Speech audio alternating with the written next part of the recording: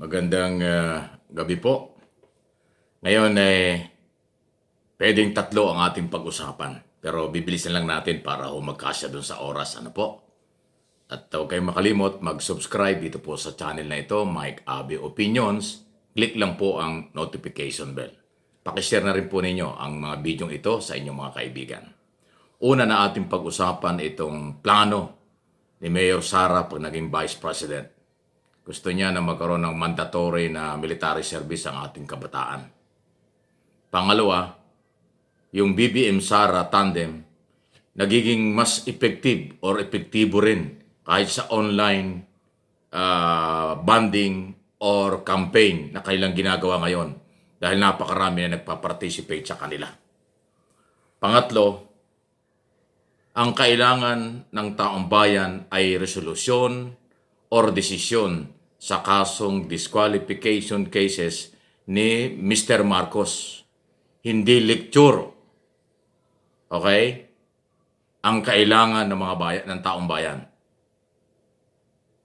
Huwag niyong lecturean ang taong bayan. Gawin niyo ang trabaho niyo at kung ano inyong desisyon, inyong pangatawanan. Hindi ho ba? So ayan po yung ating pag-uusapan. Okay? Marami pong salamat. Itong unang pag-usapan natin, maganda itong panukala ni Mayor Sara kung magiging Vice President daw siya. Kakausapin niya ang mga senador at congressman para gumawa ng batas para magkaroon ng mandatory military service. Lahat, kababaihan, kalalakihan, pagdating ng 18 years old. Parang Korea, sa Korea ganun Mandatory yung military service, Yan ang gusto niyang gawin para daw makatulong sa ating bansa at mabuti rin yung mayroong military training ang ating mga kabataan. So napakaganda ko niyang proposal na yan. Pero siyempre kailangan ng batas kaya makikipag-usap daw siya sa mga senador at congressman kung sakali siya ay bibigyan ng pagkakataon. So abangan natin yan. Palagay ko makakatulong yan sa pulis at military dahil ngayon kakaunti ang ating militar at pulis. Kung di ako nagkakamali, mga 500,000 lang ang pulis at militar natin nationwide. Samantalang 7,100 island tayo, 110 million tayo. So talagang kulang. Kung gagawin ng mandatory na makapag-training, military service ang kabataan, palagay ko, no problem yan. Pwede po kayong mag-comment, react sa isyong ito. Pangalawa, ay ito nga pong malakas na tandem between BBM, Sara. Hindi lang ho sa rally, motorcade, at mga gathering nila, kung hindi dito mismo sa social media, na very active sila ngayon, na nakikipag-usap sa taong bayan, sumasagot sa mga tanong, comment ng taong bayan sa buong mundo, hindi lang mga Pilipino sa Pilipinas. Yung social media na ang ginagamit. Napakaganda ng kanilang banding Parang kung sakaling silang bibigyan ng pagkakataon maging Pangulo at Pangalawang Pangulo at itutuloy yung magandang ugnayan at banding na yan, marami silang pwedeng magawa para sa bayan. Alam na alam nila kung ano yung gagawin.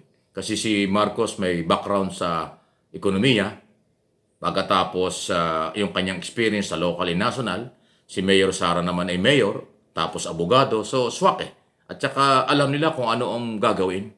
Nagkukonsulta sila sa isa't isa sa mga isyong ipinupukol sa kanila ng taong bayan. Kaya maganda napapansin ko yan sa aking sariling observation kasi active na sila doon sa social media, bonding at pakipag-ugnayan sa taong bayan. Tumatanggap na sila ng mga tanong at kung ano man ang gusto iparating online. Kaya huswak sila. Daang-daang libo or milyon na halos ang sumusubaybay sa kanila sa kasalukuyan. Okay? Pwede po kayong mag-react comment tungkol dyan. Kaya pati mga OFW tuwan-tuwa. Samantala, itong pangatlo na ating pag-usapan ay ito nga pong until now, ito ngayong araw na ito, wala pa rin nilabas na desisyon. Ang First Division ng COMELEC under Commissioner Rowena Guanzon. At sinasabi niya, hindi daw nila dinidelay. Pero ano bang dating sa tao? Parang delay na. Kasi dapat tapusin na yan. At saka isa, pasintabi na Commissioner, ang kailangan po ng taong bayan, resolusyon, desisyon, dito sa kasong disqualification ni Marcos na nasa inyong sala. Hindi po lecture. Kasi noong isang araw, nagli-lecture kayo Tinuturuan nyo ang tao, ganito yung batas, ganito ang mangyayari, ganito yung proseso, ganito yung sitwasyon, ito yung pagkakaiba ng second division at saka first division. Hindi ho interesado ang taong bayan dyan. Ang mga abogado hindi rin naman interesado kasi alam nila yan. Isa lang ang gusto ng taong bayan, especially ang mga supporters ni Marcos. Dito at sa abroad, desisyon. Magdesisyon na kayo. Ganun lang, ganun kasimple lang. Kasi kung ano man ang inyong desisyon, itong taong bayan, taga-suporta ni Marcos at hindi taga-suporta ni Marcos, sila po naghihintay nito. Yung inyong lecture na ginawa, parang hindi ko alam kung conditioning or gusto nyong ipakitang kayo ay neutral na neutral, o gusto nyo ipakitang kayo ay walang kinikilingan, o gusto nyo ipakitang kayo ay talagang mga santo dyan sa COMELEC. Ganun ang dating pasintabi na. Inuulit ko, Commissioner at mga taga-COMELEC, hindi lecture ang kailangan ng taong bayan. Alam ng taong bayan kung ano ang kanilang ginagawa at gustong mangyari.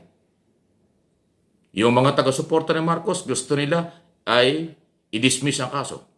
Yun namang mga nagpetisyon, gusto nila disqualified si Marcos. Yun eh. Yun yung gusto nila, magkabilang panig. At yung inyong lecture na inyong ginawa, hindi ko alam kung anong layo ni nun. Inuulit ko, ang mga abogado, hindi mo kailangan turuan. Alam nila ang batas. Alam nila yung regulasyon.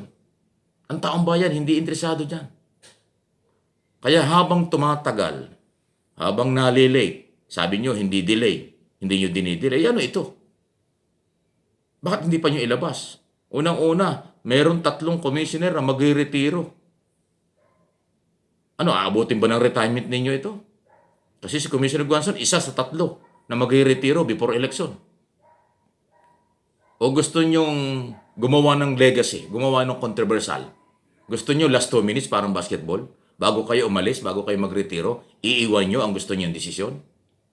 Para kung ano man ang desisyon nyo, kung sino man na maghahabol, hindi na kayo mahabol dahil wala na kayo sa inyong posisyon? Yun ba yan? Hindi ko pinangunahan kung ano ang inyong gagawin sa desisyon kasi yung merit ng kaso, hindi ko pinag-uusapan dito. Ang sinasabi ko rito, yung gusto ng taong bayan mangyari. Magdesisyon na kayo bago kayo magretiro. Huwag kayong magdesisyon nung kayo papaalis na, pagkatapos ang gusto nyo, hindi na kayo mahahabol. Ay kahit sino, hahabulin kayo ng pro o anti-Marcos kung ano man ang inyong desisyon. Dahil hindi naman kayo ang final. Ang final na magde-decide dito kung tama ang proseso at talagang qualified o disqualified, Korte Suprema. Di magdesisyon kayo ngayon, tapos iakit sa Supreme Court ng mga abogado, o di malaya kayo makakapag-retiro mga taga-COMELEC kung magre-retiro na kayo. Kaysa sa yung kung kailan yung palapit ng retirement nyo, bitin na bitin ang mga taong bayan. At alam ba nyo, ito pa isang issue dyan. Habang binibitin nyo ang inyong desisyon at resolution, kung ano man ang gusto nyong palabasin, lalong ma-under pressure kayo. Dahil padami ng padami ang mga Pilipino na nakatutok sa inyo at nag-aabang sa inyo. Lalo na ang mga Marcos supporters at Marcos loyalists. Kaya maraming taong matutuwa sa inyo pagpabor sa kanila ang desisyon. Marami rin taong magagalit sa inyo kung hindi pabor sa kanila ang desisyon. Under pressure na kayo. Sino ang may kasalanan? Kayo rin. Kasi mabagal kayo at binibitin ninyo ang taong bayan.